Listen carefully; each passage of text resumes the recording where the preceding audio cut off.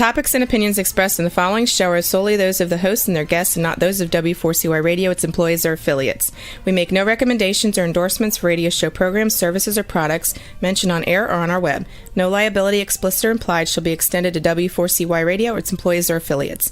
Any questions or comments should be directed to those show hosts. Thank you for choosing W4CY Radio.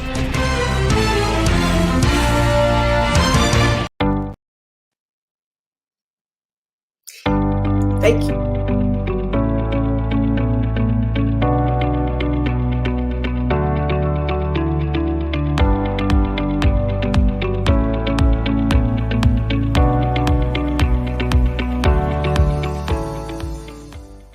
The topics and opinions expressed in the following show are solely those of the hosts and their guests and not those of W4CY Radio, its employees, or affiliates.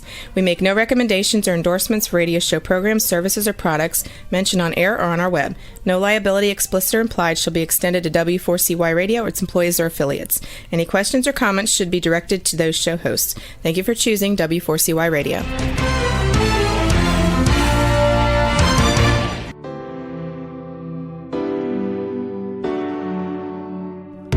Welcome to the Legacy Leavers series on Success Secrets Exposed. Tune in live every Tuesday at 7 p.m. Eastern Time or Wednesday mornings in Australia on W4CY Radio and Talk4 TV. The series showcases experts, changemakers, and disruptors leaving a lasting legacy with those sharing their wisdom with the world.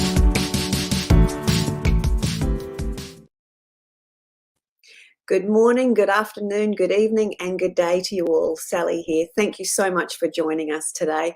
Today we're going to be talking about healing from imposter syndrome, bias, oppression, and discord. Now I have a beautiful guest to join us today, Amber Onteras, who is a long-time civil rights advocate who's actually served in advisory roles for the US Department of Transport for the Bush and Obama administration. She now runs her consultancy specializing in change management, policy development, and coaching. Now, Amber is an executive coach who found her calling after experiencing a profound, life-altering, near-death experience. Her commitment to fostering positive cultural change within organizations has made her a sought-after figure for leading change management initiatives across America. She is also the author of Heal the Four Woundings, a guide to ending discord and discrimination.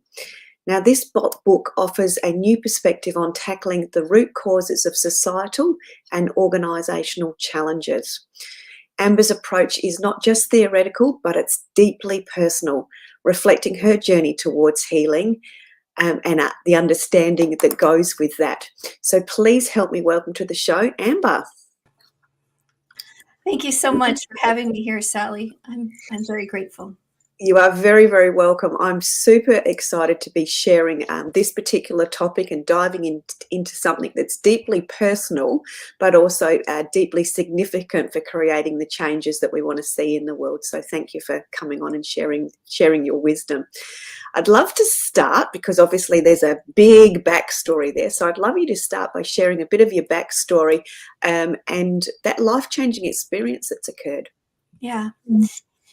So this story, I hope all of your listeners understand that this story is a comedy and it's a love story.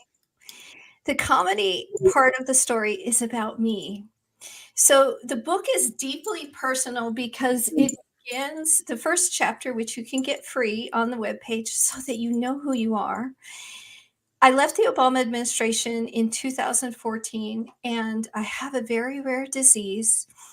And one day I had a seizure, and I was in my bed. I had a seizure. It was the only time this has ever happened. And the next moment, the me that was me, that I now know will always be me, popped outside of my body. And I went into a light with a being of light. And it was so beautiful, and it was so profound, and it cracked my consciousness. And it helped me see how I had helped people, but it also helped me see how I hurt them. And that experience was so beautiful. I then studied consciousness and the neuroscience of unconscious bias for years. And that led me down a path that shocked me. It shocked me. Here's the comedy part. The infinite creator in that experience helped me see myself. And what he helped me see was this: oh, no, Amber. Oh, no, baby. The discord and oppression that you are fighting against with the white man who is angry over Black Lives Matter, that lives within you. And so what I found as a result of studying the neuroscience of unconscious bias and studying the brain, I found that it's the brain that's resulting in the discord. And in particular, there's these particular biases that the neuroscience describes. And then I'm going to talk about this one part of the back of the brain so that you can first understand what is happening to you. And when you get triggered, what does that really mean? So here's how it works. There is a bias, and they call it the self-serving bias. And I now understand it is an evolutionary protective mechanism that is ingrained in the way that your brain operates that protects your self-esteem so you can overcome an experience so that you can survive and reproduce. So what happens is the self-serving mechanism is when good things happen to me, I attribute them to myself. When bad things happen to me, I attribute them to things outside of me. Yeah. Okay, so you apply for a job, you don't get the job. Why does this self-protective mechanism exist? So that you can overcome the challenge and protect your self-esteem so that you can get a job, so that you can eat. Yeah. Here's the problem to all of my beautiful listeners. The problem is that self-protective mechanism doesn't allow you to make mistakes. It automatically is processing information so quickly so that you don't get eaten by a lion. So on top of that, there's another bias. It's called the mini B bias, which is basically like, I'm going to hire people that are like me. Now, Yes, we see that a lot. obviously, it results in discrimination, but why is it occurring? It's occurring because in the caveman days, we were fearful of other tribes who didn't look like us because they would steal our children, our food, and our women. So it's an evolutionary protective mechanism that's helping us survive and reproduce. But the thing is, it's not real. And on top of that, I talk about this in my book. So you don't know me. And on the outside, I appear successful. I worked for the Obama administration. I worked for the Bush administration. I'm an expert in discrimination. I wrote federal civil rights law. I've investigated agencies for discrimination. Here is the funny part of the story. That discrimination lived within me. So that is the bias that I discovered within me. And the way that I discovered it was as a result of this spiritually transformative experience that then cracked my consciousness. I then found I did a lot of research on neuroplasticity. How does the brain work? How do you slow down the mind? The neuroscience suggests to slow down the mind so that you can perceive the bias as it's unfolding. The only way that you can do that is through mindfulness, so that you can sit in awareness, so that you can see yourself. If you don't see, what are you thinking? What are you feeling? We're too busy moving. You can't miss it. you can't halt your behavior. Because the other thing I discovered, and I'll get back to this one part of the brain. Yeah. So these beliefs that lie in your unconscious mind create your thoughts, create your emotions, and they create your behavior. So the way that I discovered these, what I now call woundings, which are simply biases, which are simply beliefs, is I started doing mindfulness and meditation, and I created a technique called mindful listening. Mm-hmm. And the tool, and you can do it in a meeting tomorrow. And here's how it works. You focus on your breath in a difficult situation, and you think in as you breathe in, you think out as you breathe out, and you ask yourself a set of questions. And you ask yourself these questions because the breath work helps you regulate your emotions in the hostile situation. The questions are helping you analyze yourself. Why am I triggered? Why am I thinking this way? And you ask those same questions about the other person. The questions are, why would I be angry in this scenario? Mm-hmm. And what are my beliefs about myself in order to be angry? So I did this when I was watching a man get so mad over Black Lives Matter. And Sally, it slapped me in the face. Because what I really realized, what he was saying is, if Black Lives Matter, I don't matter. And that's based on his own false belief that he is not worthy. It's not real. And I was having that same belief with my clients. My clients who would hire me, and they were, white, very highly educated. They would hire me to create this, innovative contracting program or whatever. And then they wouldn't implement it, or I'd get crickets, or they completely alter it. And I began to wonder, is something wrong with me? That is the same wounding that's going on with the man who is angry over Black Lives Matter. And so what's really happening is past trauma that exists in our unconscious mind is sitting there. And in that split second, when you have an experience, your mind processes that experience and automatically applies that wounding onto that scenario as the real. Yeah, because we believe it. Because we believe our thoughts are us, and they're not. And so the 4 woundings are, I am not worthy. I am not enough.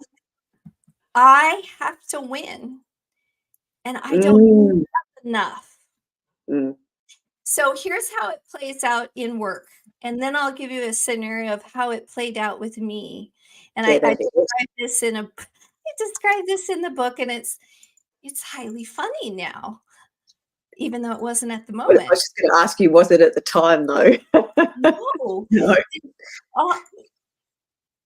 But it's a gift that I now healed, and you can too. So imagine a woman working with another woman, and that other woman, the 2 women, they see each other. One woman has this amazing skill set, and this other woman sees this other woman, and she's like, oh my gosh, I'm believing there's room for only one woman at the top. And therefore, when she sees this skill that she thinks she doesn't have, she thinks, I am not enough, because she's comparing herself to this other person. And because that person has that skill set she doesn't think she has, and she needs that thing, she then believes, I am not worthy. Therefore, she thinks, in order for me to win, I have to deny you a resource because I didn't have resources somewhere in the past. So it's happening that quick, that quick.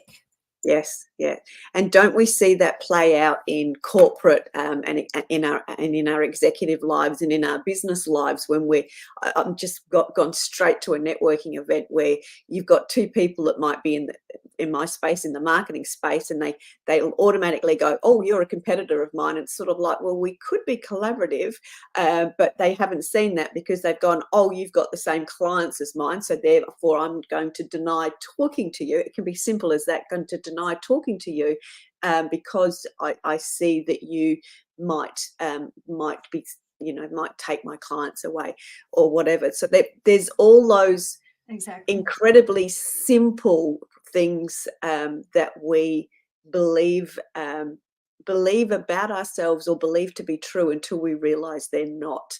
And I've just got one little story I just want to share there. I've got a beautiful girlfriend of mine, and she asked if she could borrow. We were talking about borrowing a lawnmower, something really simple. And then she said, oh, no, I won't be able to get mine in the car to bring it down to you because the handle's too long. And we'd had this conversation for, a long time about the length of the handles. No, won't fit in the car, won't fit in the car, can't fit in the car, can't fit in the car. And I was up there one day and I went, oh, where's that lawnmower? Because she was saying how her daughter wanted to borrow it. I said, where's that lawnmower? We'll get it in your car because I'm a, problem solver. And she really still, no, it won't fit in the car, won't fit in the car.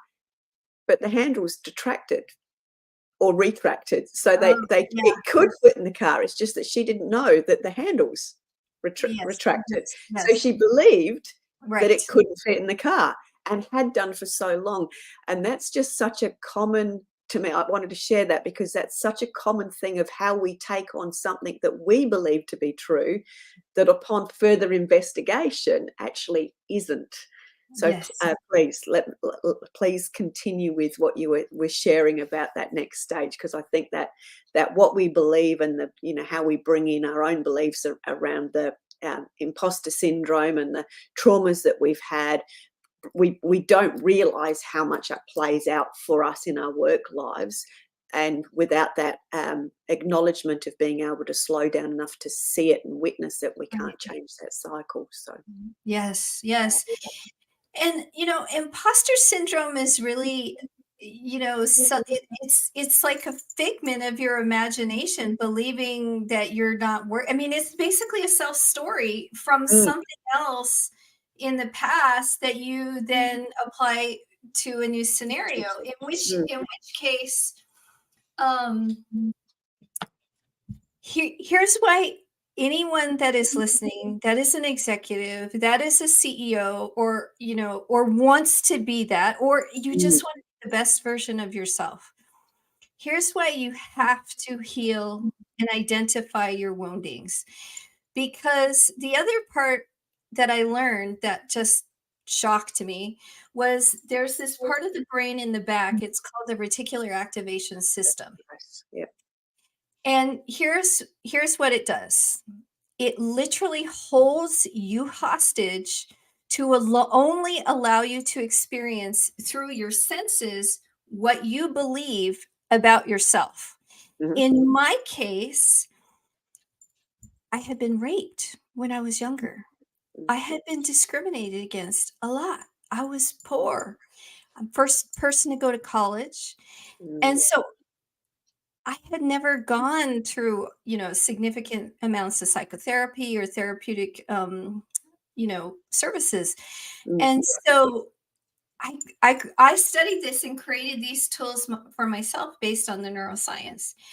And, but here's why everyone needs to change this, because if you don't change that, you will continue to experience beliefs to confirm your bias about yourself. So true. In which case, how does that show up for CEOs or executives? Well, here's the thing. Happy employees, they make more money. They're 20% more productive.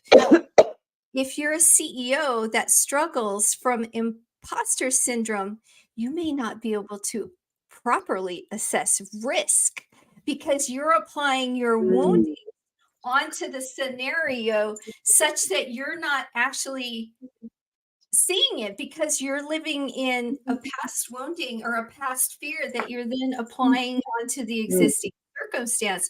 All of that can affect profitability. It Mm. can affect innovation because you're like, oh, I don't know if I'm going to Can't do do that. that. Yeah. Or your example of victim consciousness is the perfect example because what we do is we team with a lot of other companies, in which case 1% of something is better than 0% of nothing. And anything else is just living in a victim consciousness. So what I did was created these tools for myself, studying, the plasticity. So it includes everything from mindfulness, Mm. meditation. Meditation increases your creativity by 20%. Now, how do you get over imposter syndrome?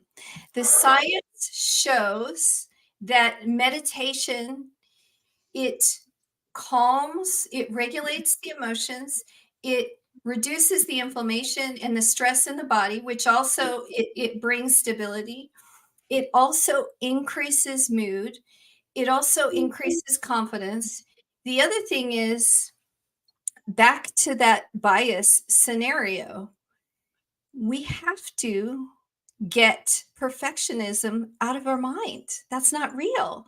Every mistake is your step to success. Yeah. It's a learning, isn't it? It is a learning. And if we're inhibiting our learning, we're actually inhibiting the growth and the opportunities for ourselves and others. Yes. Yeah. And so through these tools like the mindful listening, you then can see Mm. in the scenario, you can then see when you're triggered, what is the gift that you're giving yourself in that moment that's not real? So, for example, I was a person that I was working with, a team member, another consultant. He was very rude to me and wouldn't allow me to contribute to an agenda. And I used the technique, and I discovered what he was really saying to me is, Amber, there's something in you that I don't see in me, and I want to be you. Mm. He's threatened and he's in a state of fear. And why he's acting badly is because of something in the past that he now thinks is real now. Mm. What he didn't realize Forward. that I then shared with him, because I had healed my wounds and didn't throw up my triggers and pain on top of Great description. Yes. it, which before Proceed. I did, Yep. absolutely. Yeah. I helped him see, oh, no, no, no, honey, you are so good at this other thing where I can't do it at all. I Mm. may be good at this other thing, but that's okay. That's what makes it beautiful because, and I mean, this is a spiritual teaching, which is we all have to be our perfect puzzle piece for the puzzle to fit together. Yes, it's that collective collaboration of working together and operating within our skill sets, but bringing the collective skill sets together for the greater good. Yeah, beautifully said. Absolutely. Yes. And the other thing is the advantage of this is that I realized how badly I used to behave, Sally. Mm. And I now know you cannot give what you don't have. Mm. Mm. You cannot give love if you don't have it. And leaders in professional work, compassion and kindness, authenticity are and emotional intelligence are the number one things that result in growth and Mm. profitability for the CEO and for the company. In Mm. order to in order to get to that level, you, the individual, has to apply these things to yourself. Emotional intelligence is about understanding your feelings and being kind and understanding others. In Yeah. order to do that, you have to, again, be aware of yourself. And then use these same tools to then be aware of others. And I guess I just want to say a couple other things for those that are listening, going back to the reticular activation system. Mm. So I teach these tools with my clients. I have an executive coaching program where we teach many others, but all of the techniques that I am describing are purposeful. And some of you may be like, "Oh, that's that love thing, blah blah blah." No, no, no. Yes. There is a scientific Yeah. reason for why I'm saying the love word. Okay. If you believe you suck ass, sorry, technical word there, Yep. you will absolutely experience that Mm. because the reticular activation system holds you hostage to what you believe about yourself. Mm. So you have to be kind to yourself. Mm. You have to forgive yourself, see every mistake as a growth opportunity, extract the lesson from it so that you overcome it. And you have to be compassionate. That changes the reticular activation system. And then the other thing is, I reframe every negative experience, I reframe it as a positive one. Yep. Because it changes how you see yourself. That then changes how you experience the world. Then you can then apply that to how you lead. Yeah, beautiful. Can I just come back to this one word that you've said a number of times, and it's a word that I suppose touches me, but I don't hear it very often in the space I'm in, which is that speaker coaching leadership space. We've heard authenticity, we've heard all those words. The word that you've said a number of times and keeps touching me is the word compassion. So that compassionate leadership, and obviously that comes from starts from being kind to yourself. But can we unpack how somebody can help themselves be aware of where they're at from a compassionate level or a kindness level? Is the compassionate word I'm feeling the two sort of being slightly different, but I'd love to explore that, how people can help to increase or their awareness around where they sit on a scale, if that's the case, as it Yes. relates to compassion, because you've said it a number of times and I don't hear that word here very much. So I'd love to explore that with you. Yes. So, and I'll use myself as an example. So, online, there are free emotional intelligence tests that you can take, and they can tell you, what your bias is. Mhm. So, my emotional intelligence was right on. It was like, you are the perfectionist. Yeah. Okay, so here's how that shows up. I used to bully myself, Sally. Mm-hmm. I used to be mean to myself.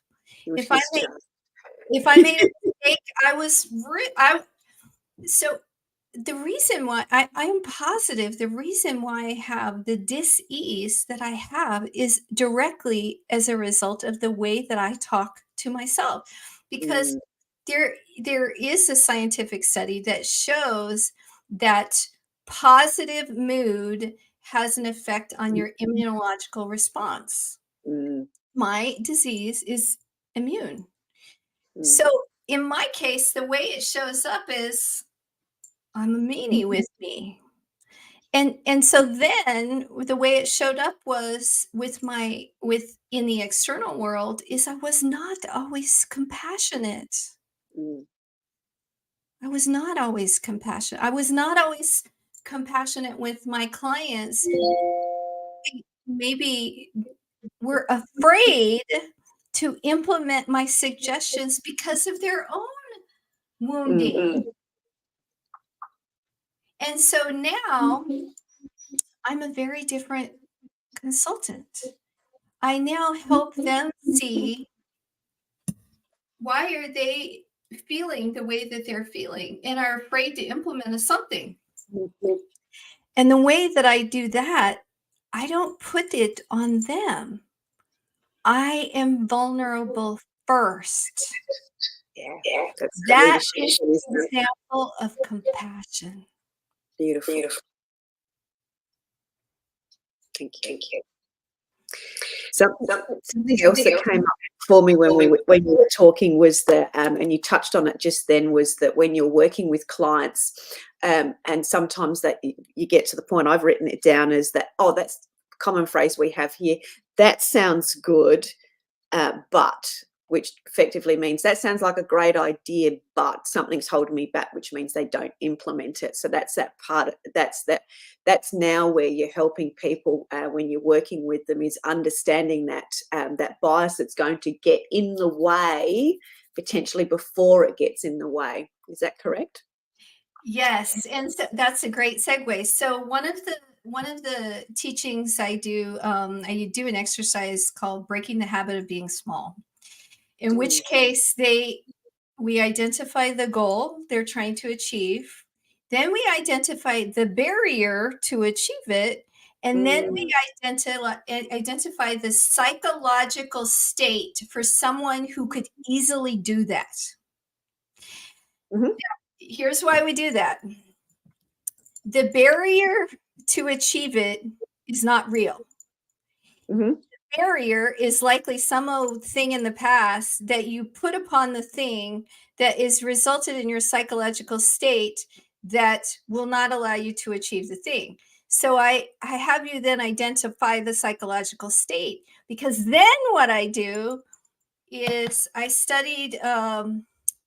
read a book by the American Psychological Association of Top Performing Athletes, and I then take that and I create a visualization technique for that person that then has them embody that psychological state for the person that could easily do it.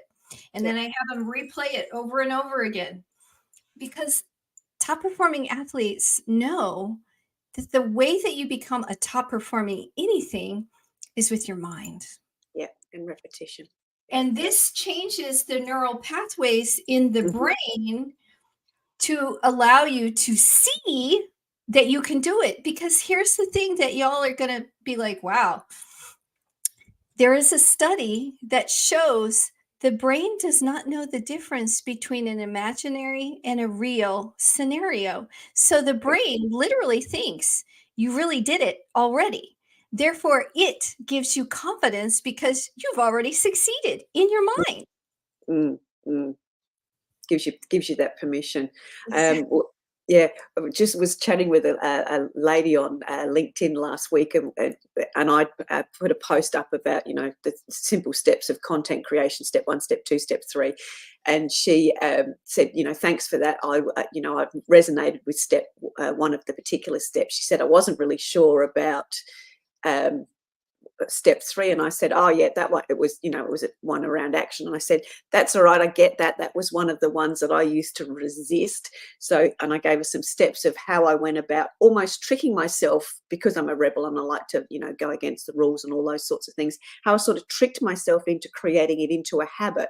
So then it became that habit. So I built my confidence up. So then, as you said, I suppose that was more around physically doing it versus mentally doing it. But I'd worked out, because I'd understood myself enough, what I needed to do in steps that I was comfortable doing, that enabled me to have forward movement, that built the confidence up.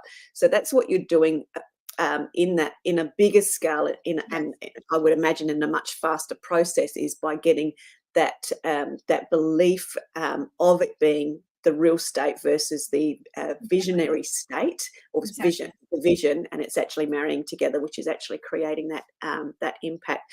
So when you were talking about that, then you're very much working with individuals. Do you work with just individuals within the organization, or do you start with individuals in the organization and then do the organization? How do you work within organizations? Is it always with an individual and then the collective? Just explain that for listeners as well. both. Both. And both. And like, especially if you have a team. So we actually do role playing around unconscious bias, like Got scenarios of bias, of racism or whatever. So because the idea behind this is, if you really look at the guy that was mad over Black Lives Matter, it's not about race at all. He in other words, it's not about the Black person. It's about, oh my God, I'm not going to be able to eat. I'm going to be replaced. Mm. It's from a place of fear. And so by creating a scenario where all people can see that, you then find compassion for the person that is throwing up on you, because it's not who they really are. They're living in a wounding in that moment. Stuff, as you said. Yeah. And I think that's the beauty of the conversation we've had today, is just having the realization of the awareness of what is going on for ourselves and why, and how that then plays out for us and the way in which we interact and lead others. Yes. So that, that's the gift that you've been able to share with us. So going back with everything that we've talked about the compassion, that the awareness, we've talked about changing the understanding the barriers that are getting in the way, and understanding exploring our own unseen traumas, so we can move through that. What is it that that you need the audience to take away today that'll help them move forward right now? What's the first step?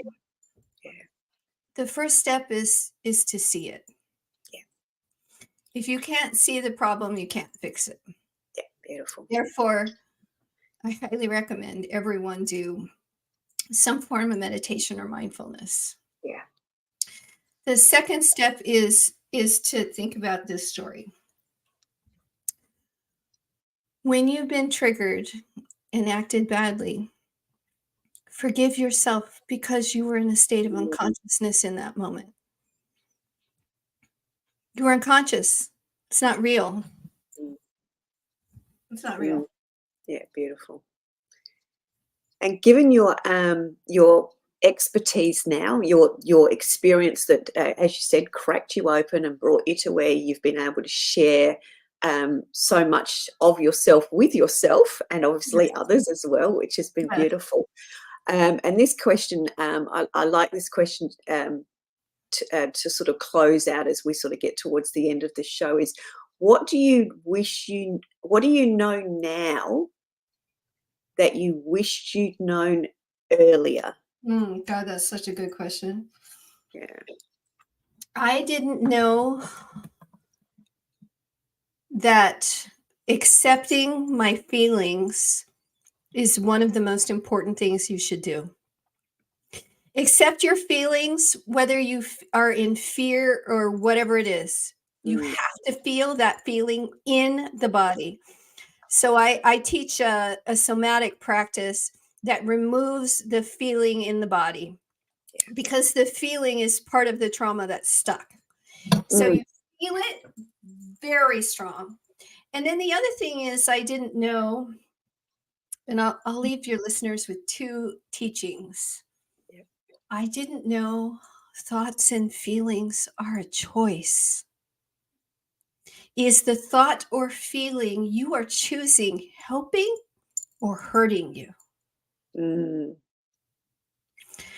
The last thing, this one is, just touches me almost every day. It's called suffering.